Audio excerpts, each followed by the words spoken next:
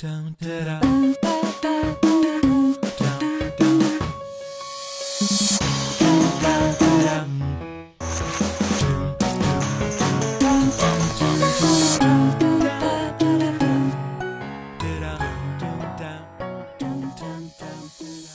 à tous.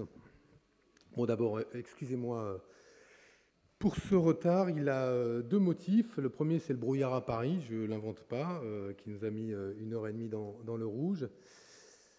On peut proposer qu'Air France passe en scope, mais je ne sais pas si ça changerait ou ça enlèverait le brouillard. Mais en tout cas, voilà, 1h30. Après, j'avais un rendez-vous avec les salariés de Fralib.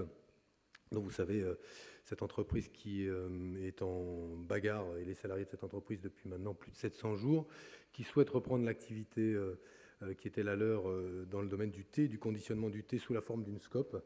Et nous avions un rendez-vous avec eux à la préfecture, et il m'était difficile, avant de venir ici, de rétrécir le temps de ce rendez-vous pour qu'on n'évoque pas avec eux les conditions de la mise en œuvre d'un projet aussi ambitieux que le leur, qui est un projet courageux, qui est un projet ambitieux, qui suppose un certain nombre de conditions dont nous avons discuté avec eux. Et voilà, donc on a pris un peu de temps, et je me suis dit que, au regard de l'importance pour ces salariés de ce rendez-vous, vous me pardonneriez le quart d'heure, le bon quart d'heure de retard qui est le mien.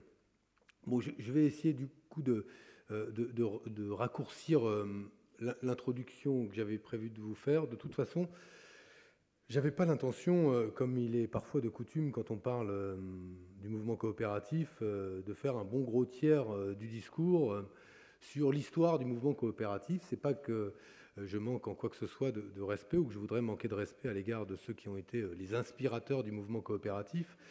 Mais à y regarder d'un peu plus près depuis quelque temps, quand on parle du mouvement coopératif, certains y verraient un film en noir et blanc avec des vieux monsieur en redingote avec des grandes barbes blanches, et qui nous rappellerait ce qu'était l'organisation du monde ouvrier ou l'outil de production il y a de cela très très longtemps.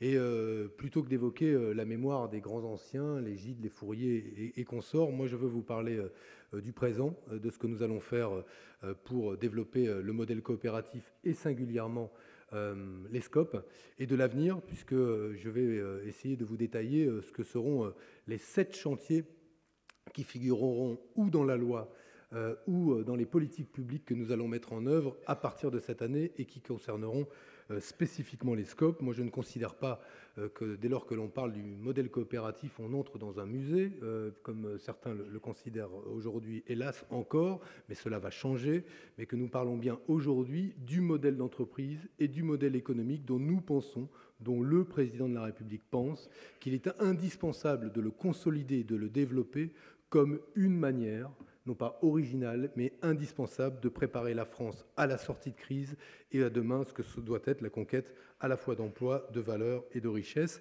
Le modèle coopératif, plus généralement le modèle de l'économie sociale et solidaire, est une composante essentielle de la stratégie de croissance inclusive qui est celle de la France. C'est ce qui justifie que nous nous intéressions beaucoup à ce que vous faites, à vos travaux, et à la façon dont nous pouvons développer le modèle coopératif, et à l'intérieur du modèle coopératif, le modèle des SCOP, et je vais y revenir à travers un certain nombre de propositions, ou en tout cas d'annonces assez concrètes que je vais vous faire, et sur lesquelles, évidemment, pour certaines d'entre elles, la discussion sera ouverte. Pour d'autres, elle est déjà très avancée, d'abord parce que je n'ai pas l'impression qu'on se découvre totalement. On travaille déjà beaucoup, et je veux saluer votre président Patrick Lenanquer. On travaille beaucoup depuis la création du ministère.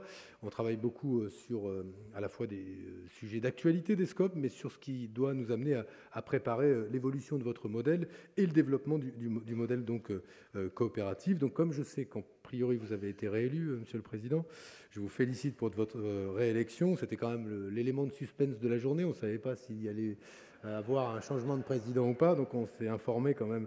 Heureusement qu'on a eu 1h30 de retard, on a pu savoir si vous aviez été réélu, donc félicitations. Et je suis ravi de préparer la prochaine loi sur l'ESS avec vous.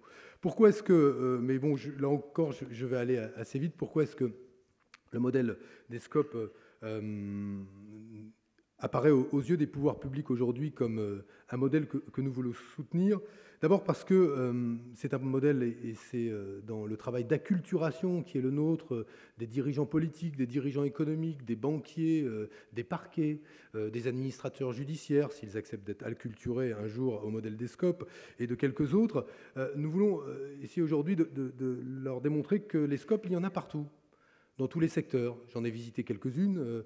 Votre SCOP, à vous, Monsieur le Président, à Capella, mais j'étais 40 ans de Syndex, nouvelle SCOP, toute jeune, mais qui, dans le domaine des services, rendra bien des services à beaucoup d'entreprises, comme elle en a déjà beaucoup rendu, qu'on me parle beaucoup des champions, des locomotives, le groupe Archer, Accom, que j'ai pu voir beaucoup de petites SCOP, de taille moyenne, de taille plus grande. J'ai été aussi, parmi les premiers pas que j'ai fait, forcément visiter Chèque Déjeuner. Si j'étais pas passé par Chèque Déjeuner, je crois que j'aurais manqué à une des figures imposées d'un nouveau ministre de l'économie sociale et solidaire. Ça, c'est comme au patinage, il y a les figures imposées, après les figures libres. Et la loi sera peut-être un peu plus du registre de la figure libre, vous me le pardonnerez, même si, évidemment, j'essaierai de travailler cette chorégraphie avec vous. Mais en tout cas, une partie de notre travail aujourd'hui, c'est justement de démontrer et de démontrer pas simplement aux citoyens, mais même si cet aspect-là est important, mais à toutes celles et ceux qui concourent ou qui participeront demain des grands choix en matière de croissance économique, que ce modèle-là, le modèle des SCOP, est un modèle qui fonctionne dans une économie concurrentielle, qui gagne des parts de marché, que quand on est en modèle coopératif, on n'est pas sous perfusion, qu'on gagne des marchés et donc qu'on gagne de l'argent, sauf qu'on n'en fait pas exactement le même usage que ses concurrents qui ne sont pas en modèle de SCOP. Et ce travail d'acculturation sur le fait que les SCOP sont présentes partout est un travail important. À l'intérieur, ou en tout cas plus globalement, je veux vous annoncer que nous avançons sur le terrain de ce qui sera la convention que je passerai bientôt avec le ministère de l'Éducation nationale pour faire en sorte que désormais, dans les cours d'économie, on apprenne l'ESS, ou en tout cas le fait qu'il n'y a pas qu'un seul modèle d'entreprise. Et j'espère qu'au-delà des cours de seconde, on fera un travail plus global sur l'enseignement de la biodiversité économique. Ça existe à travers vous, sauf que cette biodiversité, à bien des égards, est mal connue, voire même délibérément ignorée. Et puisque j'ai vu qu'il y avait également le président Cordès qui était là, je veux saluer le rôle des employeurs de l'économie sociale et solidaire comme un des porte-parole justement de cette biodiversité économique. Elle est extrêmement importante. Pourquoi est-ce que le modèle des SCOP nous intéresse aussi? C'est qu'il est plus durable, que nous avons là un modèle plus tempérant. Moi, je suis un grand lecteur en tout cas parmi quelques autres, mais je ne dois pas être le seul, de Camus. Et de Camus, il y a d'excellents petits textes, et je vous invite à lire un texte que je relis, qui fait partie de ces livres de chevet. On est souvent interrogé, quand en politique, sur quels sont nos livres de chevet. En réalité, on n'en a pas plus que d'autres, mais on a quelques-uns qu'on relit régulièrement. Et moi, je relis souvent un recueil de nouvelles, de textes remarquables de Camus, Nos, pour ceux qui connaissent. Et à l'intérieur de Nos, il y a un très joli texte qui s'appelle L'exil d'Hélène et qui vante les mérites de la tempérance et de la prudence, valable notamment en économie, où il dit qu'il ne faut jamais, on ne désorbite pas impunément le monde, et il a raison. Et à bien des égards, le modèle coopératif nous intéresse parce que c'est un modèle tempérant. C'est un modèle prudent, et c'est un modèle prudent, pourquoi? Parce qu'il associe les sociétaires, les propriétaires, à la décision et aux décisions les plus importantes de l'entreprise, ce qui justifie d'ailleurs que parce que ceux qui produisent sont ceux qui vivent sur ces territoires, ces entreprises soient aussi beaucoup plus ancrées territorialement que peuvent l'être parfois un certain nombre de leurs concurrents. Il n'y a pas de quartiers généraux lointains, de décisions qui sont prises ici ou là et qui concernent la vie de l'entreprise. Il y a là au contraire des entreprises dont le modèle est plus tempérant, beaucoup plus prudent, beaucoup plus durable et qui, à ce titre, justifie que les pouvoirs publics s'y intéressent de très près et à ce titre, donc, veuille les aider. Quand je dis cela, je ne peux pas m'empêcher d'avoir en tête, et j'en profite pour vous le dire ici, et si quelques journalistes veulent bien l'entendre, qu'ils l'entendent bien, justement.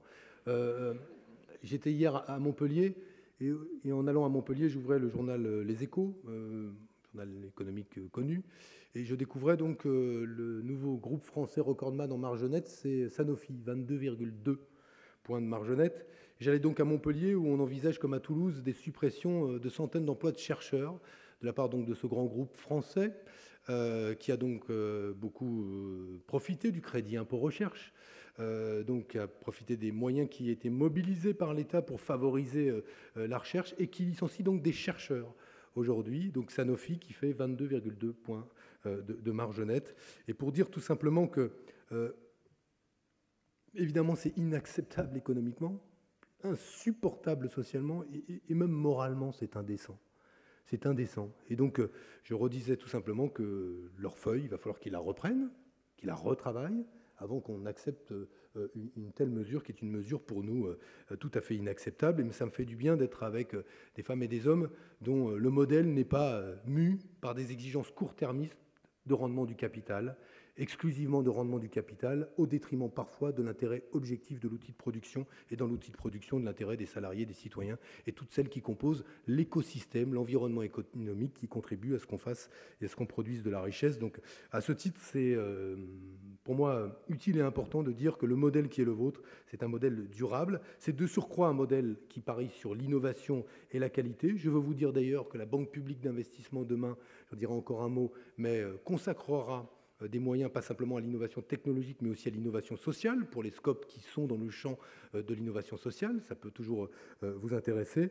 Mais il est clair qu'aujourd'hui, parce que votre modèle d'entreprise est durable, qu'il innove, qu'il parie sur la qualité, qu'il est ancré territorialement, qu'il développe une forme d'économie de la proximité avec des emplois non délocalisables, et que c'est un modèle divers, varié, pluriel, ce modèle économique, ce modèle d'entreprise justifie l'intérêt particulier des pouvoirs publics. Alors, qu'allons-nous faire pour mobiliser de nouveaux moyens et de nouveaux instruments en faveur des scopes? Pour fixer ce que sera notre ambition, je vais revenir sur les 7 chantiers que nous allons mobiliser à partir de maintenant. On a déjà un petit peu commencé, mais dans l'année qui vient, pour faire en sorte de créer un vrai choc coopératif. Pas beaucoup de chocs de compétitivité. La volonté de ce gouvernement, c'est aussi de créer un choc coopératif. Si vous n'aimez pas le mot choc, dites caresse coopérative si vous préférez. Mais en tout cas, l'objectif pour nous est en tout cas de permettre ou de parvenir à, si c'est possible, en tout cas se donner les moyens de doubler le nombre de scopes d'ici 5 ans et de faire en sorte qu'à la création, comme à la reprise, nous puissions avoir non plus 42 000 salariés, mais 50, 60, 70 000, peut-être même plus, salariés dans des entreprises qui seront des scopes. Doubler, ça peut être moins, ça dépendra de la qualité des emplois et de la qualité des projets, mais nous voulons, que ce soit clair, nous donner des objectifs qui sont des objectifs ambitieux. C'est pour ça que je parle d'un choc coopératif, des objectifs ambitieux pour développer ce modèle. Le premier levier pour y parvenir, ce sera le droit de préférence. Vous avez proposé d'instituer un droit de préférence pour le rachat d'entreprise par les salariés sous la forme de scope. Ce droit, vous en avez largement débattu, discuté, j'imagine, consiste à obliger le cédant à faire une proposition de cession aux salariés et de leur donner et les conditions et le temps pour formuler une offre, parce qu'aujourd'hui, c'est parfois cela qu'il manque, tant la prise de risque, le choix qui est celui des salariés de s'engager dans une COP correspond à une prise de risque objective pour le salarié. Nous voulons et nous ferons en sorte que la loi pour l'économie sociale et solidaire, la loi ESS, qui sera donc discutée au premier semestre 2013, en tout cas déposée au Conseil des ministres sur la table du gouvernement au printemps 2013, que cette proposition de loi intègre ce droit de préférence pour les salariés à reprendre leur entreprise sous la forme de scope. La proposition, en tout cas notre projet, distinguera les cas de cession d'entreprises en bonne santé de celles des entreprises en difficulté et qui sont reprises à la barre du tribunal de commerce. Nous avons décidé, ou en tout cas j'ai demandé au service de Bercy de mener à bien ce travail d'élaboration du contenu que prendra ce droit de reprise. Nous formulerons un certain nombre de propositions dans ce domaine, mais évidemment ce sera un travail interministériel étant donné la grande complexité du sujet qui touche à des questions à la fois de constitutionnalité, de droit de propriété, de droit du travail, de droit commercial. Et ce travail interministériel, nous l'avons commencé et il devrait nous permettre d'aboutir à une proposition concrète pour l'année prochaine.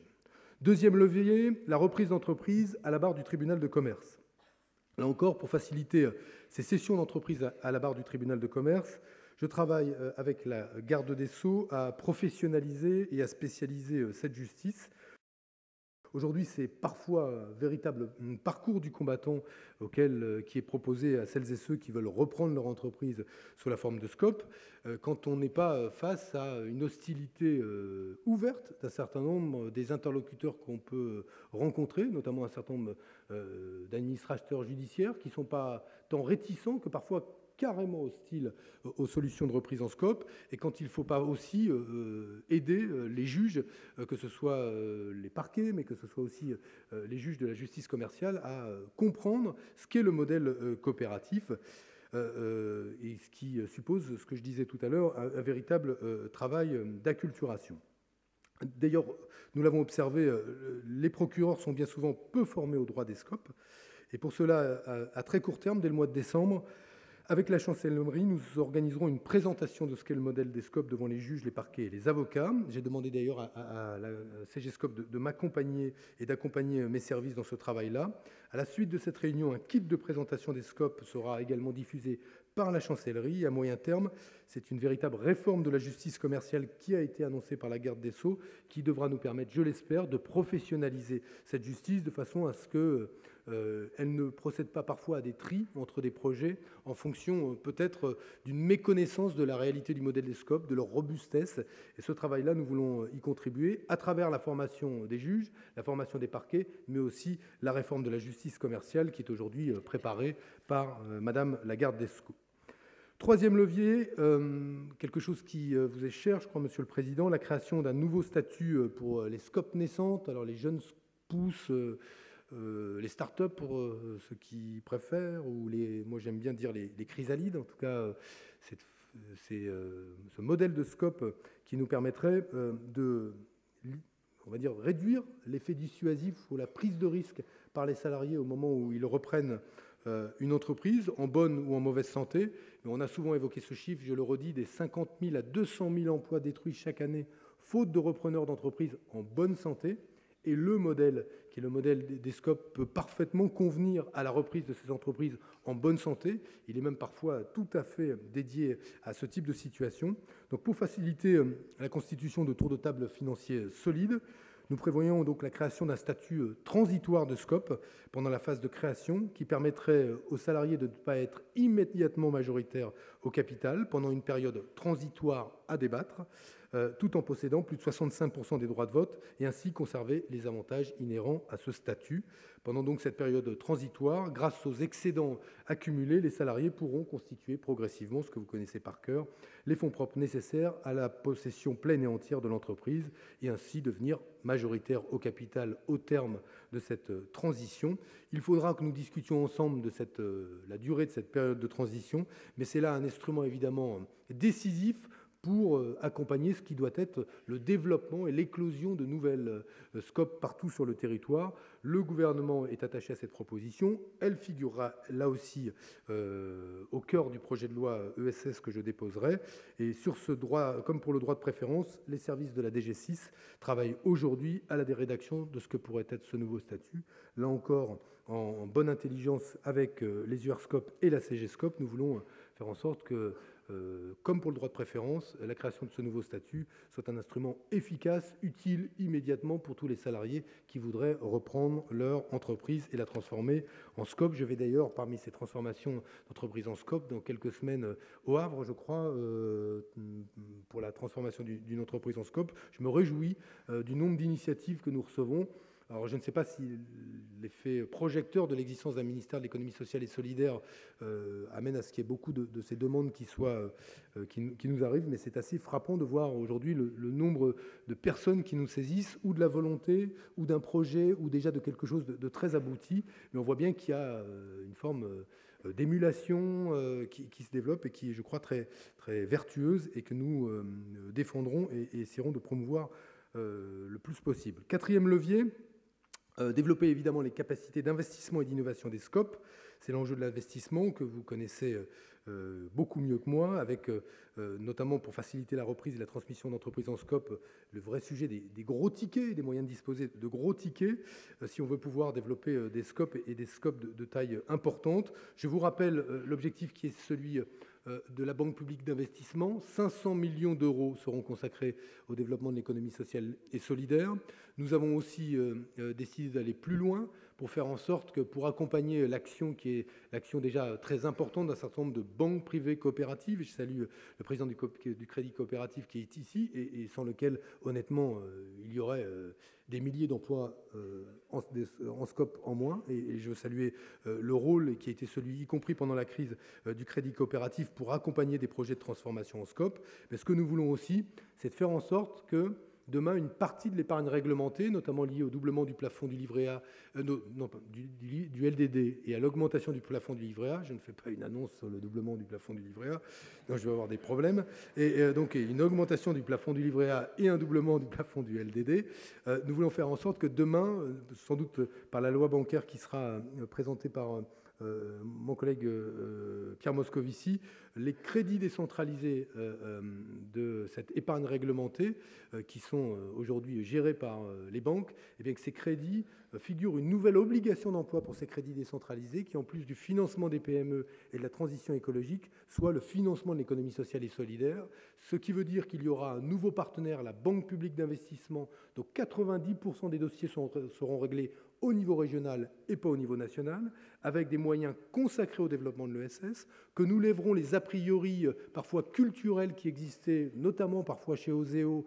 qui consistaient à sélectionner les projets non pas en fonction de leur qualité économique, mais en fonction des statuts du porteur de projet et qui excluaient notamment les scopes du bénéfice d'un certain nombre de financements en faveur de l'innovation technologique. Nous lèverons donc les a priori culturels, nous ferons en sorte qu'au minimum 500 millions d'euros soient destinés à l'ESS, nous flécherons une partie de l'épargne des Français et de l'épargne réglementée vers le financement de l'ESS. Ce sera là un développement d'une palette d'instruments à partir du début 2013, je crois sans équivalent pour ce qui concerne la France. Il y a des projets parfois au Québec, au Brésil, qui sont parfois plus avancés d'ailleurs que chez nous. Quand on regarde ce que fait le Québec notamment, on est frappé du développement du modèle coopératif et de sa prégnance dans la réalité de la société québécoise, mais il y a là un tournant qui est un tournant important que je veux saluer parce que c'est l'engagement du président de la République, c'est son engagement quand il était candidat à l'élection présidentielle. Il a tenu, au moment où on a préfiguré la Banque publique d'investissement, que ces engagements soient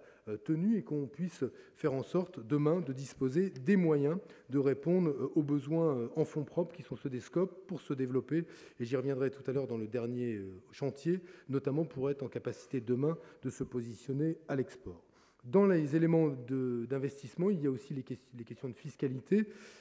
Nous avons travaillé là encore avec vous, Monsieur Le Nanker, au moment où le gouvernement a décidé d'augmenter le forfait social et le passer de 8 à 20% sur l'intéressement et la participation pour faire en sorte que la loi exempte les SCOP de l'augmentation du forfait social. Donc pour ceux qui ne sauraient pas, parce que j'en rencontre encore des dirigeants de SCOP qui ne savaient pas qu'ils étaient concernés par cette exemption, donc vous serez exemptés de cette augmentation du forfait social qui était la marque de l'engagement dès le départ du gouvernement à ce que même en loi de finances rectificative, alors qu'on l'on demande des efforts plus importants dans une période de réduction des déficits publics, des efforts importants à tous, nous voulions là ne pas pénaliser un modèle qui est le modèle qui est le vôtre, particulier aussi bien pour l'intéressement, la participation que la provision pour investissement, et ne pas le pénaliser en ne vous demandant pas d'une augmentation de la contribution qui est la vôtre sous la forme du forfait social. Donc vous êtes, et vous le serez encore, exempté de cette augmentation du forfait social. Cinquième levier, permettre aux SCOP de se constituer en groupe de SCOP. C'est un des sujets sur lesquels nous travaillons également pour le projet de loi. Aujourd'hui, les SCOP ne peuvent pas se constituer en groupe de SCOP en l'état actuel et du droit des coopératives et de la loi relative aux SCOP. C'est un problème évidemment pour atteindre parfois la taille critique sur certains marchés, notamment les marchés les plus concurrentiels. La proposition, là encore, que je fais, et qui est à l'état pour l'instant d'étude par mes services, serait de permettre aux membres de chaque SCOP d'être considérés du point de vue des règles relatives à l'exercice des droits de vote comme des salariés du groupe et détermineraient ensemble la stratégie du groupe tout entier. Il ne s'agit pas de dévoyer la règle fondamentale qui est une personne égale une voix, mais de permettre qu'elle s'exprime aussi au niveau du groupe. Nous travaillons là encore en lien avec votre mouvement à permettre la création de ces groupes de SCOP en restant fidèles aux principes qui sont ceux fondateurs de votre modèle d'entreprise. 6e levier, soutenir le réseau d'accompagnement des SCOP, parce que si nous voulons changer d'échelle et se fixer un objectif ambitieux, un choc coopératif, comme je l'ai dit, nous aurons besoin d'accompagnement, d'ingénierie. Je veux saluer le rôle remarquable des UR partout sur le territoire. Moi, je les croise ou je les découvre à travers l'accompagnement qui est le leur présence à côté des services de l'État, des directs, auprès de celles et ceux qui veulent porter des projets de SCOP. Ce travail est un travail remarquable. Je vous le dis d'autant plus que, à bien des égards, j'ignorais, moi, ce qu'était la performance et la qualité du travail des unions régionales. Ici, en PACA, nous travaillons avec eux. Partout, nous travaillons avec eux. Nous voulons donc faire en sorte qu'elles soient davantage soutenues dans le travail qui sera forcément plus important pour elles, qui consistera à accompagner les créations de SCOP et toutes ces SCOP naissantes. Aujourd'hui, autofinancées par les cotisations volontaires des SCOP, elles manquent de moyens incontestablement pour accompagner l'ensemble des porteurs de projets. Et c'est pour cela que le ministère va donc soutenir financièrement les projets portés par la CGSCOP dans le cadre de ce plan d'accompagnement. Le soutien actuel de l'État est, avec 50 000 € à peu près, je crois, très nettement insuffisant. Donc pour répondre aux enjeux de création d'emplois, aux enjeux d'accompagnement, de création d'activités qui sont devant nous, dès lors que nous voulons un plan qui est un plan de développement des SCOP, nous imaginons porter jusqu'à 1 million d'euros les moyens qui pourraient être consacrés aux UR-SCOP et à la CG-SCOP pour accompagner ce développement des SCOP dans notre pays. Nous verrons avec vous très concrètement dans les jours qui viennent de quelle façon l'État va augmenter sa contribution à l'accompagnement et à l'ingénierie autour du développement des SCOP, mais il me paraissait évident que nous ne pouvions pas en rester à une contribution aussi famélique même que celle jusqu'à présent, dès lors que notre ambition est de développer les SCOP. 7e levier, et j'en termine par là, c'est les SCOP à l'export. Je vais proposer à ma collègue du commerce extérieur, Madame Brick, là encore c'est un étage au-dessus, c'est comme Brick et Moscovici au-dessus, Montebourg en dessous, tout ça se fait en famille, donc il n'y aura pas il y a aucune difficulté à tout ça, mais je vais lui proposer de cibler une liste de SCOP qui sont dans des capacités aujourd'hui à exporter ou celles qui peuvent se positionner sur des marchés à l'export, qui ont besoin d'un accompagnement spécifique, mais qui, en raison de la qualité de leurs produits ou de leurs services, méritent que les pouvoirs publics et la diplomatie commerciale, les moyens qui sont ceux aujourd'hui de l'État pour favoriser l'export, eh bien, favorisent l'ouverture au marché étranger de ces SCOP. Nous aurons donc une mission, un travail de ciblage particulier de ces SCOP qui sont en capacité de se développer à l'export. Voilà donc les 7 chantiers qui, pour certains d'entre eux, relèveront de la loi, pour d'autres des politiques publiques, pour l'autre du déploiement d'un certain nombre de moyens budgétaires en faveur du développement des SCOP. Je voulais vous dire qu'évidemment, sur tous ces sujets, la discussion reste totalement ouverte, qu'il n'est pas question pour nous de fermer le banc et de considérer que parce que l'État est de retour, il aurait forcément la science infuse sur un monde, un milieu, des pratiques qui sont les vôtres et que vous connaissez jusqu'au bout des doigts. La loi ESS, elle se travaille, elle se prépare avec les acteurs de l'économie sociale et solidaire, avec le Conseil supérieur de l'économie sociale et solidaire, avec l'ensemble de ces familles. À ce titre, évidemment, le monde coopératif. Je sais qu'à la fin de la CGSCOP, il y a aussi les SIC, il y a aussi les CAE, et que pour elles, nous aurons aussi des réponses qui sont des réponses spécifiques et dédiées à ce que sont leurs besoins. Je pense notamment aux problématiques de droit du travail et de contentieux fiscaux liés au statut de salarié entrepreneur pour les coopératives d'activité et d'emploi, qui m'a été largement évoqué, pour lesquelles nous essaierons d'apporter, nous n'essaierons pas, nous apporterons des réponses au moment de la loi. J'ai même même d'ailleurs sur ces questions saisies, le droit de reprise, la question du droit du travail, le CESE pour qu'il nous fasse des propositions. Donc je n'oublie pas le reste des acteurs, mais je voulais vous dire que, à nos yeux, et c'est ma conclusion, faisons 2 secondes de politique. Je n'ai pas eu l'impression que j'en faisais pas jusqu'ici, hein, mais si la crise laisse un testament, c'est bien qu'il y a un modèle qui a failli.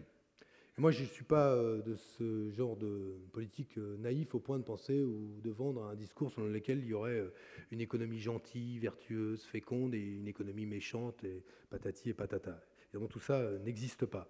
Cela étant dit, dans cette crise, objectivement, sur la base de ces résultats, le modèle qui est le vôtre est apparu non seulement robuste, performant, mais de surcroît porteur de valeurs qui sont des valeurs aujourd'hui éminemment importantes dans cette sortie de crise.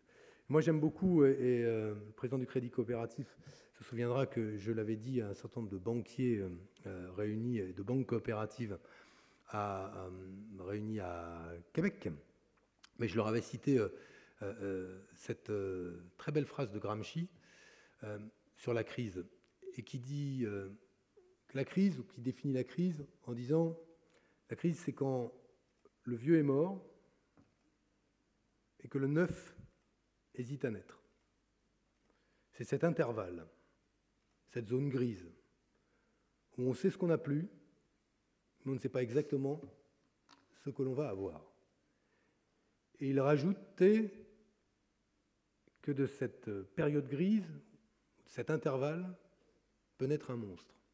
Et il a raison, ou il avait raison. Parce qu'on voit bien aujourd'hui qu'il y a une grande tentation, qui est celle de continuer comme avant, en changeant juste le vernis ou la peinture, mais ce sera au prix de reculs démocratiques considérables, et pour ce qui concerne notre continent et notre pays, d'une explosion des nationalismes et de l'intolérance. Et moi, je considère aujourd'hui que dans le champ économique, parce que le modèle coopératif, le modèle de l'ESS, le modèle des SCOP remet l'individu au cœur de la décision économique et qu'il relie à nouveau production et démocratie, qu'il renoue avec ce principe historique de la volonté de faire entrer la démocratie dans l'atelier.